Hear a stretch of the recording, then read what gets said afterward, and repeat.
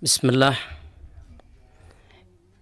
Innal hamdalillah nahmaduhu wa nasta'inuhu wa nastaghfiruhu wa na'udzu billahi min shururi anfusina wa sayyiati a'malina.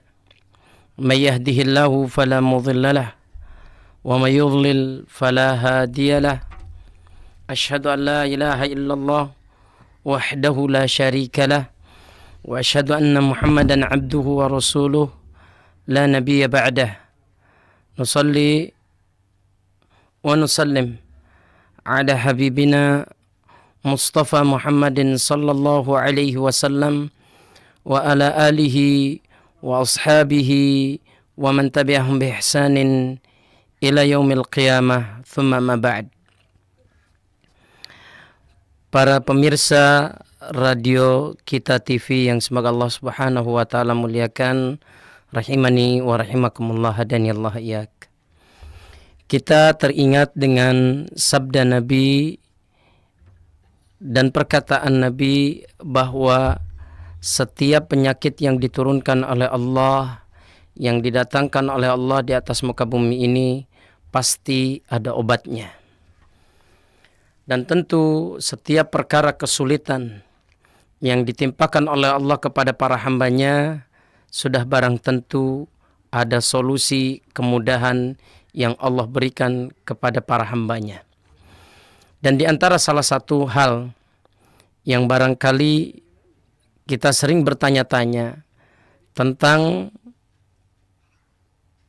bagaimana mereka yang mengidap atau menderita gangguan kesurupan sebagai akibat jin yang masuk ke dalam tubuh hamba tersebut. Jin yang masuk ke dalam tubuh hamba tersebut.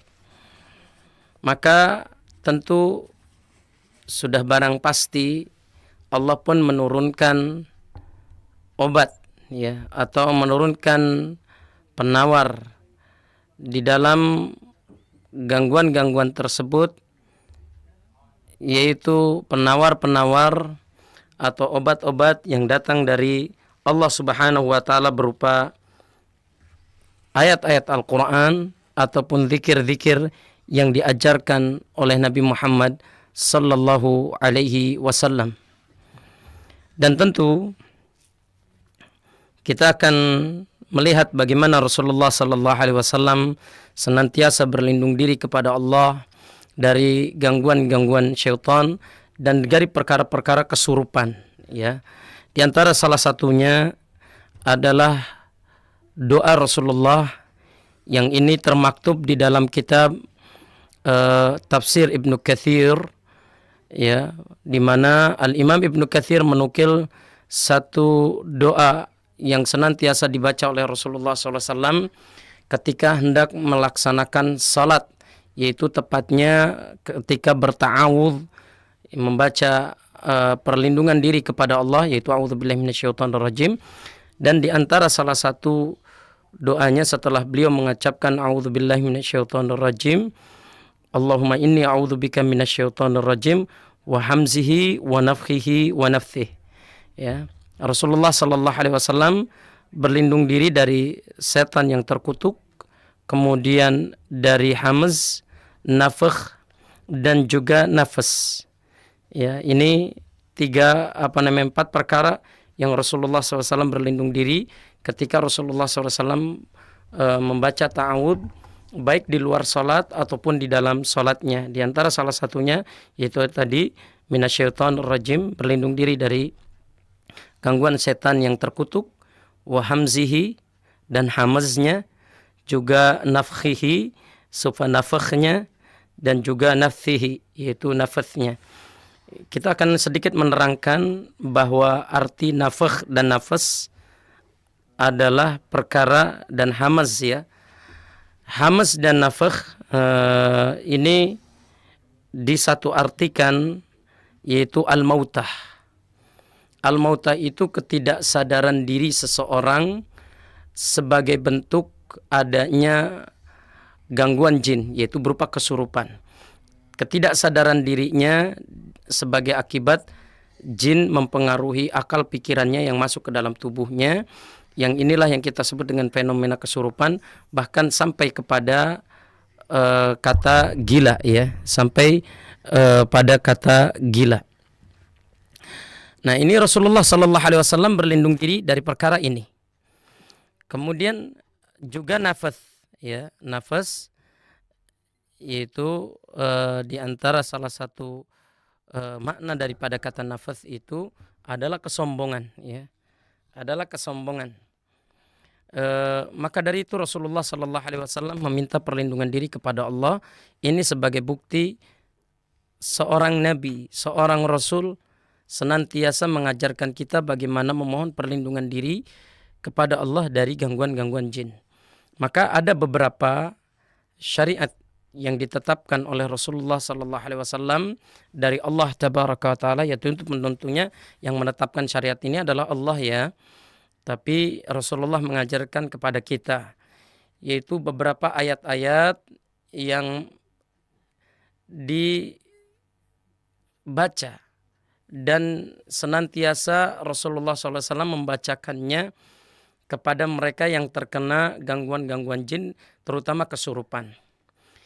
Hal ini sesuai dengan beberapa athar atau hadis, diantaranya dari Ubay bin Ka'ab, yang tentang cerita seorang badui yang beliau datang kepada Rasulullah SAW dan berkata, sesungguhnya aku memiliki saudara yang tak sadarkan diri bagaikan orang gila. Kemudian Rasulullah memerintahkan si badui ini untuk kembali, artinya untuk kembali ke Rasulullah SAW dengan membawa saudaranya yang terganggu gangguan jin tersebut. Karena memang dikatakan dalam athar gangguan jin ini yaitu berupa kesurupan bagaikan orang yang tak sadarkan diri ataupun gila. Maka Rasulullah Sallallahu Alaihi Wasallam pun memohon perlindungan diri kepada Allah untuk diri Rasulullah dan untuk orang yang terkena atau terjangkit kesurupan tadi. Jadi orang yang kena kesurupannya dimohonkan oleh Rasulullah perlindungan diri dari Allah Subhanahu wa Ta'ala. Kemudian dilanjutkan dengan membaca surat Al-Fatihah. Ya, kita tidak boleh ragu dengan surat Al-Fatihah. Di antara nama surat Al-Fatihah adalah Asy-Syafi. Itu yang penawar ya, penawar dari segala bentuk penyakit. Maka ini merupakan keutamaan daripada surat Al-Fatihah. Membaca surat Al-Fatihah, Rasulullah SAW dengan keyakinan yang tertanam di dalam hati Rasulullah SAW, tentu kita harus mengikutinya sebagai umatnya, yaitu membaca Al-Fatihah, meminta kepada Allah Subhanahu wa Ta'ala agar Allah mendatangkan kesembuhan terhadap kesurupan yang diderita oleh saudara daripada orang Badui tadi, ataupun kepada mereka yang terkena kesurupan tadi. Kemudian yang kedua, Rasulullah membacakan 4 ayat pertama dalam dari surat Al-Baqarah. 4 ayat pertama dari surat Al-Baqarah. Ya, kita hafal ya surat Al-Baqarah, 4 ayat pertama dari surat Al-Baqarah. Silakan Anda buka, pemirsa membukanya. Kita lihat 4 ayat pertama dari surat Al-Baqarah itu kita garis bawahi atau kita lingkari. Inilah ayat yang dibacakan oleh Rasulullah Sallallahu Alaihi Wasallam ketika hendak membacakannya, hendak meruqyah orang yang terkena kesurupan. Kemudian yang ketiga, 2 ayat dari pertengahan surat Al-Baqarah, yaitu tepatnya ayat 163 dan 164 ya. Ayat 163 dan 164 dibacakan oleh Rasulullah SAW untuk mereka yang terkena penyakit atau gangguan kesurupan dari jin tadi. Kemudian Rasulullah melanjutkan bacaannya pada ayat kursi. Yang kita kenal ayat kursi ini berada di dalam surat Al-Baqarah ayat 255 kalau nggak salah ya, ayat 255. Membacakan ayat tadi yaitu ayat kursi di dalam surat Al-Baqarah ayat 255. Ini banyak terdapat dari surat Al-Baqarah karena memang surat Al-Baqarah ini di antara manfaat membaca surat Al-Baqarah ini, Allah akan melindungi seorang hamba, Allah akan melindungi rumah tempat tinggal seorang hamba dari gangguan jin. berupa kesurupan ataupun sihir-sihir dan guna-guna yang didatangkan oleh para dukun bagi orang tersebut.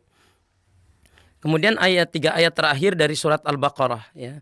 3 ayat terakhir dari surat Al-Baqarah ini pun dibacakan kepada mereka yang dalam keadaan kesurupan. Kemudian Rasulullah pun tidak berhenti sampai situ. Rasulullah membacakan satu ayat dari surat Ali Imran, yaitu satu ayat dari surat Ali Imran, tepatnya ayat ke-18. Ya, silakan para pemirsa mencatatnya, barangkali ini sangat penting atau perlu untuk diketahui bagaimana Rasulullah Shallallahu Alaihi Wasallam meruqyah seseorang. Kemudian Rasulullah Shallallahu Alaihi Wasallam pun membacakan surat Al-A'raf, ya, ayat 54 hingga 56. Yaitu surat Al-A'raf ayat 54 sampai 56. Itu pun Rasulullah SAW membacakan kepada mereka yang terkena kesurupan tadi. Kemudian ayat-ayat terakhir dari surat Al-Mu'minun, tepatnya ayat 116 sampai 118, ya. Ayat-ayat terakhir dari surat Al-Mu'minun tepatnya yaitu pada ayat 116 sampai 118. Kemudian satu ayat dari surah Al-Jin, ya, satu ayat dari surat Al-Jin yaitu ayat ketiga. Ayat ketiga dari surat Al-Jin Rasulullah SAW membacakannya. Kemudian 10 ayat pertama dari surat As-Saffat, ya. Wasafati, surat As-Saffat ini adalah surat yang juga menurut Rasulullah Sallallahu Alaihi Wasallam adalah obat, ya, bahkan bukan hanya untuk obat kesurupan saja. Bagi mereka yang terjangkit obat-obat dalam bentuk